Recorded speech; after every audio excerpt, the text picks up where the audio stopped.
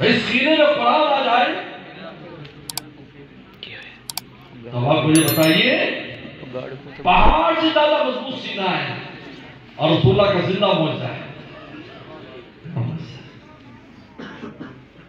ہمارا ایک طالب علم تھا بھاول نگر میں حفظ کیا, چین پڑھنے کے لیے چلا گیا.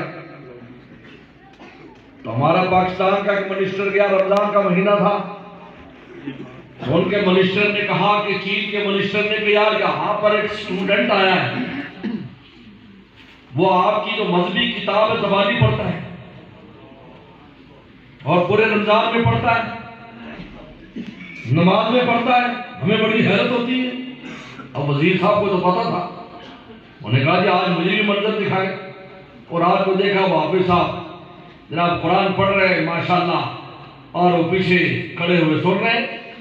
اس لیے کہ یاد رکھو پوری امتوں میں آدم صلی السلام سے لے کر ہر عیسیٰ صلی السلام تک کتاب اللہ کے صرف 2 حافظ ہیں.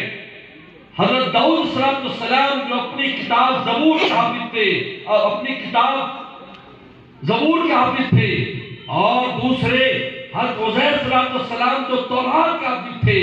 اس کے علاوہ کوئی حافظ نہیں ملتا جو پوری کتاب کا حافظ ہو. لیکن پیغمبر صلی اللہ علیہ وسلم جو کہ خود بھی حافظ تھے, آپ کی امت بھی حافظ ہوئی.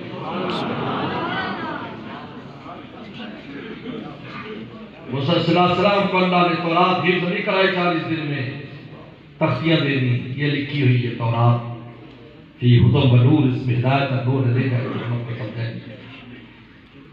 لیکن یہاں اقرا بسم ربک الذی خلق یاد کرا جاتا ہے. 5 آیتیں یاد کرائی.